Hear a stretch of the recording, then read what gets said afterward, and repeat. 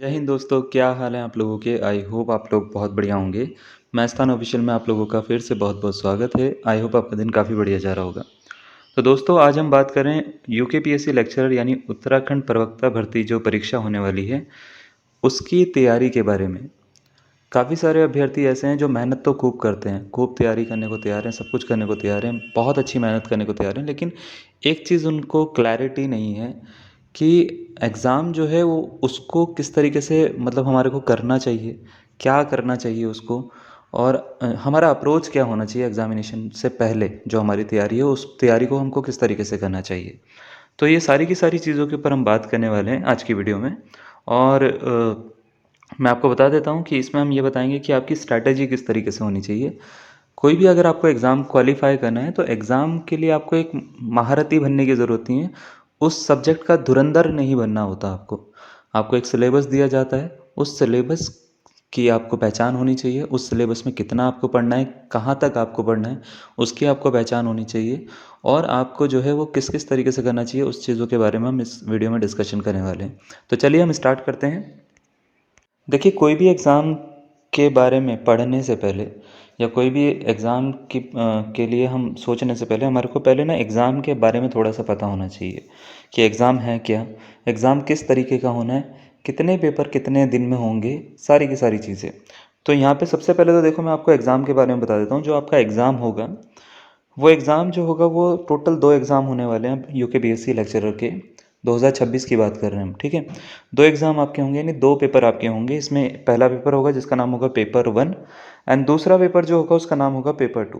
दोनों में अगर हम बात करें कितने घंटे का टाइम आपको मिलेगा, एक पेपर को सॉल्व करने के लिए आपको 3 घंटे दिए जाते हैं। यानी 3 घंटे टोटल मिला के 6 घंटे हो गए, ठीक है। 3 घंटे का टाइम है आपको एग्ज़ाम पेपर सॉल्व करने का, जिसमें अगर हम बात करें एक पेपर में 150 क्वेश्चन आएंगे। तो 150 क्वेश्चन का मतलब ये होता है, 2 पेपर की अगर हम बात करें, 2 पेपर में 300 क्वेश्चन आते हैं। तो 150 क्वेश्चन पेपर 1 से, 150 क्वेश्चन पेपर 2 से, कुल मिला के 300 पेपर का जो है वो आपका एग्ज़ाम होता है, ठीक है। उसके बाद में अगर आप मान लेते हैं हर पेपर में 150 की बात करें, तो हर पेपर को जब आप अटेम्प्ट करोगे तो हर क्वेश्चन की मार्किंग जो होती है वो 1 है। यानी अगर आपने करेक्ट आंसर करा है तो आपको हर क्वेश्चन के लिए 1 मार्क्स मिलेगा, ठीक है। सही आंसर के लिए, हर करेक्ट आंसर के लिए 1 मार्क्स मिल जाएगा आपको। लेकिन अगर आपका आंसर इनकरेक्ट हो जाता है तो एक नेगेटिव मार्किंग का कॉन्सेप्ट भी यहाँ पे रहता है, वो है 1/4। अगर हम बात करें 1 का 1/4 कितना होता है, तो वो 0.25 होता है, ठीक है। तो 0.25 आपके नेगेटिव मार्किंग भी हो जाएगी अगर आपने गलत करा है। पूरा पेपर जो है ये ऑब्जेक्टिव बेस्ड है। इसमें आपका जो है कोई भी सब्जेक्टिव काम नहीं है, यानी सब्जेक्टिव कुछ नहीं आएगा। सब कुछ जितना भी है सब कुछ ऑब्जेक्टिव है, ठीक है। अब आपको एक चीज़ याद रखनी है, जब भी आप पेपर अटेम्प्ट करने के लिए सोच रहे हैं तो आपको सीधा एग्जामिनेशन में जाके ही 150 क्वेश्चन का पेपर अटेम्प्ट नहीं करना। आपको उसके लिए पहले से काफ़ी सारे पेपर या मॉक जो हैं 150 क्वेश्चन के लगाने हैं, क्योंकि 150 मतलब क्वेश्चंस करना 3 घंटे बैठ के, या 3 घंटे बैठ के मैथमेटिक्स करना, बहुत सारे क्वेश्चन उसके अटैम्प्ट करना जो कि अलग अलग टॉपिक से दे रखे हैं। या आपका सब्जेक्ट मान लेते हैं फिजिक्स है, या आपका सब्जेक्ट सपोज कर लीजिए केमिस्ट्री है, या कोई और है। तो उसके जब टॉपिक कंबाइन होकर आते हैं तो दिमाग जो होता है ना बहुत ज़्यादा परप्लेक्स्ड हो जाता है। यानी वो बहुत ज़्यादा, मैं ये बोल सकता हूँ कि उसमें बहुत सारी चीज़ें ऐसी होती हैं जो वो उस समय कंफ्यूज हो जाता है बहुत ज़्यादा। तो ये कन्फ्यूजन से बचने के लिए आपको करना क्या चाहिए, आपको इससे पहले, एग्ज़ाम से पहले कुछ मॉक्स ज़रूर आपको ट्राई करने चाहिए। मतलब लगभग लगभग आपके 10 मॉक भी अगर आप कर लेते हो, 10 मॉक पेपर 1 के, 10 मॉक पेपर 2 के, तो भी हम ये मान के चलेंगे कि आपका बहुत अच्छी आप चीज़ों को कर पा रहे हो। तो 10-10 मॉक भी आप करते हो, फुल लेंथ की बात कर रहा हूँ मैं, टॉपिक वाइज नहीं, फुल लेंथ जिसमें 150 क्वेश्चन आते हैं। तो ये बहुत ज़्यादा आपको सहायता देने वाले हैं। जब भी आप किसी भी एग्ज़ाम की तैयारी करते हैं तो एग्ज़ाम में 2 तरह के बच्चे बैठते हैं। कौन कौन से? पहला बच्चा वो होता है जो पहली बार एग्ज़ाम दे रहा होगा, ठीक है, या पहली बार तैयारी कर रहा होगा, ठीक है। उसको ज़्यादा चीज़ें नहीं पता, उसको ये नहीं पता कि स्टडी मटेरियल कहाँ से पढ़ना है, सारी चीज़ें कहाँ से पढ़नी है। दूसरा बच्चा ये होगा जो पहले से ही तैयारी कर रहा है, उसको ये पता है कि कहाँ से पढ़ना है, लेकिन उसकी तैयारी उतनी अच्छी नहीं हो पाई है, क्योंकि वो बहुत सारी चीज़ें होती हैं। जब हम बात करते हैं अपनी लाइफ के बारे में तो लाइफ एक जैसी नहीं चलती है ना। तो यही चीज़ें हैं। अब इसमें दोनों ही बच्चों के बारे में हम बात करते हैं। पहले तो हम बात करते हैं उन बच्चे के बारे में जो पहली बार पढ़ रहा है, उसको किस तरीके से जो है वो तैयारी करनी चाहिए। तो अगर आप पहली बार पढ़ रहे हो, ठीक है, अगर आप पहली बार जो है वो एग्ज़ाम दे रहे हो, तो सबसे पहले याद रखिएगा आपका फाउंडेशन, फाउंडेशन जिसको हम बेसिक भी बोलते हैं, फाउंडेशन जो है आपको उसके ऊपर सबसे पहले काम करना है। तो यहाँ पे हमने पहले ही लिखा है इसको कि आपको फाउंडेशन सबसे पहले करना है। और क्योंकि ये लेक्चरर का एग्ज़ाम है तो आपको एनसीईआरटी जो है ना, बेसिक एनसीईआरटी से ही स्टार्ट करो सबसे पहले। आप जितनी जल्दी कर सकते हो, आपको मैं 6 महीने का टाइम नहीं दे सकता हूँ, ठीक है। आपको हम ऐसा कर सकते हैं, कुछ हफ्ते का टाइम दे सकते हैं, कुछ हफ्ते में अपने सब्जेक्ट की जो एनसीईआरटी है, ठीक है, 11th की और 12th की, आप वो पूरी ख़त्म कर दीजिए, ठीक है। एनसीईआरटी के सॉल्यूशन पूरे इंटरनेट पे हैं, आपको सॉल्यूशन नहीं भी मिलते तो भी आप इंटरनेट से निकाल सकते हैं। अदरवाइज़ वो बुक इतनी अच्छी है, मैं ये बोलता हूँ कि 11th और 12th के कॉन्सेप्ट क्लियर करने के लिए एनसीईआरटी से अच्छी बुक हो ही नहीं सकती। अगर आप बेसिक कॉन्सेप्ट क्लियर करना चाहते हैं, बहुत ज़्यादा बड़े क्वेश्चन की बात नहीं कर रहे हूँ, बेसिक क्वेश्चन अगर आप क्लियर करना चाहते हैं, कॉन्सेप्ट अगर आप क्लियर करना चाहते हैं, पहले 11-12 से स्टार्ट करिए। एनसीईआरटी की जो बुक्स हैं वो आप कवर करिए।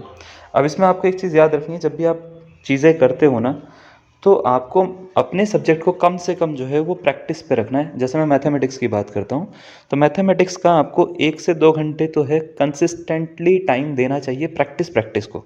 इसमें कॉन्सेप्ट अलग है, मतलब कॉन्सेप्ट तो आप पढ़ ही रहे हो, प्रैक्टिस को 1 से 2 घंटे आपको मिनिमम टाइम देना है। और कुछ बच्चे ऐसे होते हैं, वो कहते हैं कि सर हम जो है ना, मैं अपनी क्लास में भी जब पढ़ाता हूँ तो काफ़ी सारे बच्चे ये बोलते हैं कि सर हम बैठ नहीं पाते, है ना।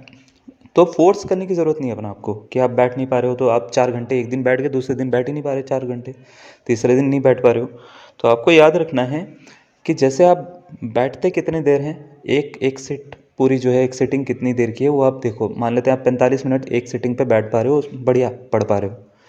आप क्या करो, कुछ दिन के बाद में, 2 या 3 के बाद दिन के बाद में उस 45 मिनट को 55 मिनट कर दो, फिर उसको बढ़ा के उसको थोड़ा सा और कर दो, फिर उसको बढ़ा के थोड़ा सा और कर दो। ऐसे ऐसे ग्रेजुअल जो है ना वो टाइम इंक्रीज़ करना शुरू करिए अपना। उससे क्या होगा, आपको बैठने की आदत पड़ेगी, पहली चीज़, ठीक है। दूसरा ये, जब भी आप चीज़ें पढ़ेंगे, क्योंकि ये यूकेपीएससी लेक्चरर का जो एग्ज़ाम 150 क्वेश्चन का वो दे रहे हैं, तो आप देखिए पहले तो ये चॉइसेस होती थी बच्चे के पास में भी और टीचर के पास में भी, कि वो बच्चा ये होता था कि ये सिलेबस है, इतना आएगा, इतना पढ़ के मेरा एग्ज़ाम क्वालिफाई हो जाएगा। टीचर का भी यही होता था कि इतना सा दे देता हूँ इसमें से निकाल के, इतने थोड़े ही तो क्वेश्चन डालने हैं कि इतना सा दे देता हूँ मैं निकाल के, और ठीक है कर लेंगे। लेकिन अब जब बात आती है पेपर 1 में ही हमारे पास में कुछ कुछ यूनिट्स हैं, थोड़ी गिनी चुनी यूनिट्स हैं, और उन यूनिट्स में से ही हमारे को सारे के सारे क्वेश्चन, 150 क्वेश्चन बनाने हैं। तो टीचर जो होते हैं अब उनके पास में वैरायटी है, 150 क्वेश्चन वो बहुत सारे टॉपिक से डाल सकते हैं, बहुत सारी चीज़ें उसमें पूछ सकते हैं, एक ही टॉपिक से कई सारी चीज़ें पूछ सकते हैं वो। तो इसका मतलब ये है, आपको अब टॉपिक सिर्फ ऊपर ऊपर से पढ़ने पे काम नहीं चलेगा, वो बेसिक बहुत ज़्यादा पूछ सकते हैं आपसे। जैसे नॉर्मल सा काम है, डिफरेंशियल इक्वेशन जो है मैथमेटिक्स में बच्चे पढ़ के चले जाते हैं, डिफरेंशियल इक्वेशन सॉल्व कैसे करते हैं, बाकी सारी चीज़ें कैसे करते हैं।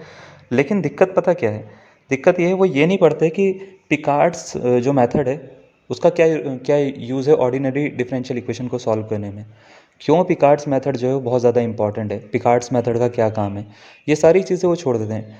फिर वो जैसे मान लेते हैं डिफरेंशियल इक्वेशन का सॉल्यूशन एग्जिस्ट करता है नहीं करता, वो पढ़ के चले जाते हैं, लेकिन वो ये नहीं पढ़ के चाहते कि वो सॉल्वेबल है, सॉल्वेबल नहीं है, कौन सा सेट बड़ा है, कौन सा सेट छोटा है। और डिफरेंशियल इक्वेशन में भी ये सब बात आती है।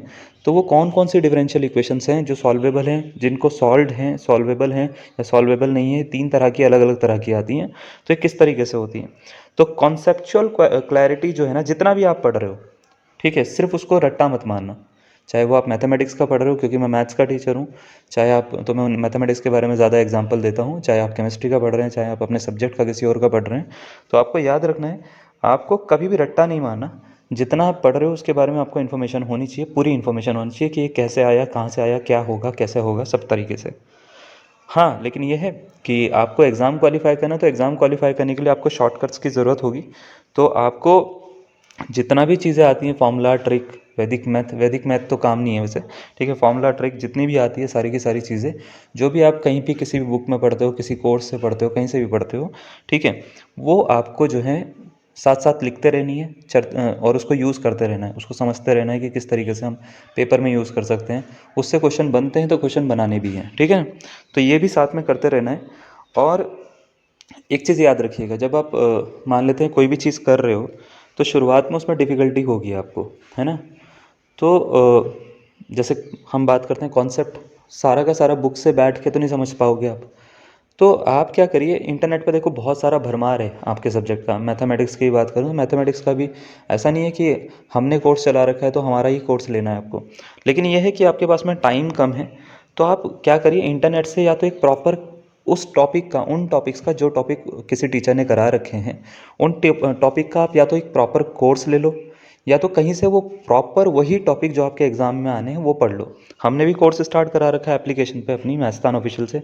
आपको लगता है कि आप हमारे से पढ़ना चाहते हो तो मैथस्तान ऑफिशियल से पढ़ लीजिए। आपको लगता है कि कहीं और से पढ़ना चाहते हैं तो कहीं और से उनकी एप्लीकेशन डाउनलोड करके पढ़ लीजिए, लेकिन अपना टाइम वेस्ट मत करिए। ये एग्ज़ाम दोबारा पता नहीं कब आएगा, जब आएगा तब आएगा, लेकिन अभी जो आया है आप इसका पूरा यूज़ करिए, क्योंकि इसके बाद में पता नहीं है आपको फ्यूचर के बारे में अपने, ठीक है ना। तो ये टाइम बिल्कुल वेस्ट मत करिए कि आप क्या कर रहे हैं, कोई चीज़ समझ में नहीं आ रही तो ज़बरदस्ती उसमें लगे हुए हैं, उसमें 2 घंटे ख़राब कर रहे हैं, जबकि आपका टाइम लिमिट ही 2 घंटे पढ़ने की आपने बंद बांधी है। तो आप कोशिश ये करिए कि जितनी जल्दी कॉन्सेप्ट क्लियर हो उतना जल्दी बढ़िया होगा, उतना टॉपिक पे आगे मूव करेंगे। तो उसके लिए क्या करिए, आप हेल्प हेल्प लीजिए, इंटरनेट से हेल्प लीजिए, किसी का वीडियो कोर्स लीजिए, किसी का वीडियो सॉल्यूशन लीजिए, कहीं से भी पढ़िए, लेकिन पढ़िए ज़रूर, ठीक है। उसके बाद में एक चीज़ आपको याद रखनी है कि जितना भी आप पढ़ रहे हो, जैसे मान लेते हैं आप एक वीक में एक टॉपिक या 2 यूनिट ख़त्म कर रहे हो, मान लेते हैं आपने 2 या 3 यूनिट ख़त्म करी है, ठीक है। एक हफ्ते में 1 यूनिट भी ख़त्म कर ली तो भी बड़ी बात है, ठीक है। 1 यूनिट आपने ख़त्म करी है, कोई 1 यूनिट आपने ख़त्म करी है, तो उसका वीकली रिवीजन आपको रखना है। अगर आप वीकली नहीं कर सकते तो कुछ 2-4 यूनिट एक साथ में ख़त्म करके उसका मंथली रिवीजन करिए, ठीक है, या 15 दिन में रिवीजन करिए, लेकिन आपको रिवीजन ज़रूर करना है। जब तक आप रिवीजन नहीं करोगे तब तक आपका काम नहीं चलेगा। रिवीजन बहुत ज़रूरी है, मस्ट है। अब एक क्वेश्चन ये आता है, मैं मैथमेटिक्स की बात करता हूँ पहले तो, कि सर जो क्वेश्चन पेपर का लेवल रहेगा वो क्या रहेगा, और क्वेश्चन पेपर कैसे अटैम्प्ट करने चाहिए। क्वेश्चन पेपर का लेवल मैं बता देता हूँ, इस बार मॉडरेट टू हार्ड है। और अगर आपको मेरी बात पे विश्वास नहीं होता, वीडियो सेव करके रख लेना, ठीक है, आपको दिख जाएगा। मॉडरेट टू हार्ड है इस बार का जो पेपर का लेवल होगा, वो बिल्कुल भी इजी नहीं होगा। जो बच्चे और जो इधर उधर से हर जगह से सुन रहे हैं कि 150 क्वेश्चन आएंगे, टीचर क्या दे सकते हैं, टीचर कितने ही क्वेश्चन बना लेंगे 150 क्वेश्चन में से, है ना, टीचर इतने क्वेश्चन कहाँ बना पाएंगे। आप टीचर्स पे विश्वास रखिए, टीचर्स को बहुत अच्छा से आता है क्वेश्चंस बनाना भी, क्वेश्चन डिज़ाइन करना भी, और क्वेश्चन देना भी। वो ऐसे क्वेश्चन भी बना सकते हैं आपसे होंगे भी नहीं, ठीक है। तो मैं आपको सीधा बता देता हूँ, पेपर इजी कभी नहीं आना चाहिए, और पेपर इजी आता भी नहीं है, आना भी नहीं चाहिए, आता भी नहीं है। अगर इजी पेपर आ गया तो उसकी तो अहमियत ही नहीं रहती। पेपर ऑलवेज ऐसा आना चाहिए जो कि मॉडरेट टू हार्ड ही हो। इजी पेपर बनाने का मतलब ये है कि उन बच्चों को जो सक्षम नहीं हैं उनको एक तरह से हम चांस दे रहे हैं, ठीक है। जो सक्षम है वो हार्ड पेपर को बहुत अच्छे से अटेम्प्ट कर सकते हैं, मॉडरेट पेपर को भी बहुत अच्छे से अटेम्प्ट कर सकते हैं। तो आपका कंपटीशन उन्हीं लोगों से है जो एक्चुअल में पढ़ रहे हैं, ठीक है। आपका कंपटीशन उन्हीं लोगों से है जो एक्चुअल में सीरियस हैं। जो सीरियस नहीं है वो कंपटीशन में नहीं है, पहली बात तो याद रखिएगा। पेपर का पैटर्न मॉडरेट टू हार्ड रहेगा, और पेपर में आप तभी उसको फाइनल निकाल पाओगे जब आपको 150 क्वेश्चन जो है ना वो पूरा एक सिटिंग में बैठ के सॉल्व करने की आदत होगी, ठीक है। तो 150 क्वेश्चन का जो सेट होता है ना, आप कहीं से भी लीजिए उसको, किसी भी एप्लीकेशन से लीजिए, हमने स्टार्ट कर रखा है हमसे लीजिए, कहीं और से लीजिए, जहाँ से मर्जी वहाँ से लीजिए। 150 क्वेश्चन का जो सेट होता है, ठीक है, उसको आप जो है एक सिटिंग में बैठ के करेंगे। एक सिटिंग मतलब अपना टाइम लिमिट लगाइए, टाइमर लगाइए। आपका जो एग्ज़ाम की टाइमिंग होगी, आप उसमें से क्या करिए, 15 मिनट या 20 मिनट कम कर दीजिए। 15-20 मिनट आपको कम टाइमिंग लगानी है, ठीक है क्या, अपने घर में। और उसमें 15-20 मिनट कम में आप 150 में से कितने क्वेश्चन कर पा रहे हो, कितने क्वेश्चन सही कर पा रहे हो, कितने क्वेश्चन गलत कर पा रहे हो, ठीक है। उसका एनालिसिस करेंगे। उसके बाद में, ठीक है, पहले पेपर में जो जो गलतियाँ हुई हैं आपसे 150 क्वेश्चन में, उन गलतियों को पहले सुधारेंगे। सुधारने के लिए अपना टाइम लीजिए, 1 हफ्ते का टाइम लीजिए, है ना, 5 दिन का टाइम लीजिए। उस चैप्टर को दोबारा से पढ़िए, उसके फॉर्मूलाज को दोबारा से पढ़िए, उसकी चीज़ों को दोबारा से पढ़िए। उसके बाद में क्या करिए, आप दोबारा दूसरे हफ्ते जो हैं वही चीज़ को अटेम्प्ट करिए, है ना। चाहे तो उसी पेपर को दोबारा से कर लीजिए, चाहे तो नए पेपर को दोबारा से अटेम्प्ट करिए, ठीक है। उस पेपर को तो करके कुछ फ़ायदा नहीं है, नए पेपर को दोबारा से अटेम्प्ट करेंगे। जैसे ही आप अटेम्प्ट करेंगे आपको दिखेगा कि आपने थोड़ा सा इंप्रूवमेंट करा है। और ये थोड़ा थोड़ा इंप्रूवमेंट तभी होगा जब तक आपने लगभग 8 से 10 मॉक नहीं लगाए होंगे ना, आपको इंप्रूवमेंट दिखेगा नहीं। इंप्रूवमेंट के लिए आपको 1-2 मॉक पे ना बिल्कुल डिमोरलाइज नहीं होना कि यार मार्क्स नहीं आ रहे, नहीं आएंगे मार्क्स आपके। जिन्होंने अच्छा मॉक बनाया होगा उनके मॉक में तो बिल्कुल भी मार्क्स नहीं आएंगे आपके, ठीक है ना। जिन्होंने ऐसे ही बना रखा होगा उनके मॉक में शायद आ जाएँ, क्योंकि वो खुश करने के लिए हो जाता है। लेकिन जो अच्छा मॉक होगा उसमें मार्क्स नहीं आएंगे, आपके कम मार्क्स आएंगे। डिमोरलाइज़ नहीं होना, उसमें क्या करना, आपको मेहनत करनी है। आपको ये पता लग गया कि आपके वीक पोर्शन है, उसमें मेहनत करिए, बढ़िया होगा। इसके साथ साथ आपको जो है प्रीवियस ईयर क्वेश्चन भी जो है वो साथ साथ करते रहना है, क्योंकि जब भी हम किसी भी एग्ज़ाम की तैयारी करते हैं तो याद रखिएगा उसका पैटर्न के जो क्वेश्चन होते हैं प्रीवियस ईयर के क्वेश्चन के, वो बहुत ज़्यादा रिपीट हो जाते हैं और बहुत अच्छे से रिपीट हो जाते हैं कई जगह पे। तो याद रखिएगा PYQs जो हैं वो मस्ट हैं। आप जो है एक टॉपिक पकड़िए, उस टॉपिक के जितने भी PYQs हैं वो सारे के सारे कर लीजिए। क्वेश्चन ये आता है कि सर PYQs कहाँ से करें, कौन सी बुक हो, क्या हो। अ, एक बेसिक बुक आती है जिसका नाम है यूथ कंपटीशन टाइम की, ठीक है, यूथ, ठीक है, यूथ कंपटीशन टाइम की एक बुक आती है। एक आती है घटना चक्र की बुक, ठीक है, सबको पता होगा ये, ठीक है ना। अगर कोई बच्चा तैयारी कर रहा है, घटना चक्र की और यूथ कंपटीशन टाइम की बुक आती है, वो हर सब्जेक्ट की आती है, मैथमेटिक्स की, केमिस्ट्री की, फिजिक्स की, हिस्ट्री की, इंग्लिश तक की भी आती है, ठीक है। तो सबकी आती है वो। आप क्या करिए, अपने सब्जेक्ट की वो बुक या तो ख़रीद लीजिए, क्योंकि मोबाइल से पढ़ना थोड़ा सा मुश्किल हो जाता है, और अगर आपको मोबाइल से ही पढ़ना है तो फिर हमने एप्लीकेशन में डाल रखी है, आप वहाँ से डाउनलोड कर लीजिए, उसको पढ़ लीजिए, ठीक है। तो वो आप दोनों तरीके से कर सकते हो। वैसे ख़रीदने में ज़्यादा महंगी नहीं है वो, आप उसको ख़रीद के घर मंगाइए। बेस्ट ये रहता है कि आप ऑफलाइन पढ़िए, मतलब बुक जब पढ़ते हो ना, बुक मोबाइल से पढ़ने में आधा ध्यान आपका डिस्ट्रैक्ट हो जाता है, तो उसको इस तरीके से आप करिए। यूथ कंपटीशन टाइम से आप क्या करेंगे, प्रीवियस ईयर लगाएंगे, ठीक है। 11th-12th का कॉन्सेप्ट तो करना ही है आपको। इसके साथ साथ आपको जो है BSc के जो है कुछ कॉन्सेप्ट आपको पढ़ने पड़ेंगे अपने टॉपिक के, क्योंकि ग्रेजुएशन का पोर्शन इस बार इंक्लूड हो रखा है और अच्छा इंक्लूड हो रखा है, आपको दिख नहीं रहा है, लेकिन जब उसका पेपर आएगा तो आप पुराने पेपर को उठा के देखिए, नए पेपर को उठा के देखिए, आपको पता लगेगा लेवल है ना। तो जब आप पुराने पेपर से उठाएंगे तो उसमें आपको दिखेगा सब कुछ 12th का नहीं है, सब कुछ 12th का नहीं है। और जब आपको 150 क्वेश्चंस डालने हैं तो आप उन टीचर्स पे विश्वास रखिए, वो टीचर्स जैसा LT का पेपर बनाया है वैसे ही लेक्चरर का भी बना सकते हैं, कोई बड़ी बात नहीं है उनके लिए, ठीक है ना। तो 150 क्वेश्चन बनाना कोई बड़ी बात नहीं है उनको, अगर इतना टाइम मिल रहा है क्वेश्चन पेपर बनाने के लिए तो वो बहुत अच्छा बना सकते हैं। तो उसकी आप चिंता मत करिएगा, पेपर टफ भी हो सकता है, ठीक है। तो ये सब चीज़ें अगर आप करते हैं और अभी से करते हैं, मैं आपको बता देता हूँ, अगर आप सीरियस हैं और अभी से आप करते हैं तो शॉर्ट सक्सेस जो है वो आपको मिलेगी ही मिलेगी। इसमें आपको कहीं पे भी कोई भी डाउट आता है, कहीं पे भी कोई चीज़ समझ में नहीं आती है, तो आप बिल्कुल हमारे से पूछ सकते हैं। आपको लगता है कि कहीं पे कोई चीज़ पे आप अटक रहे हैं, आपको ये समझ में नहीं आ रहा है कि ये यहाँ पे किस तरीके से करें, तो आप हमारे को बिल्कुल कमेंट कर सकते हैं, मैसेज कर सकते हैं, हमारे मोबाइल नंबर पे मैसेज कर सकते हैं, आप सब कुछ कर सकते हैं, ठीक है।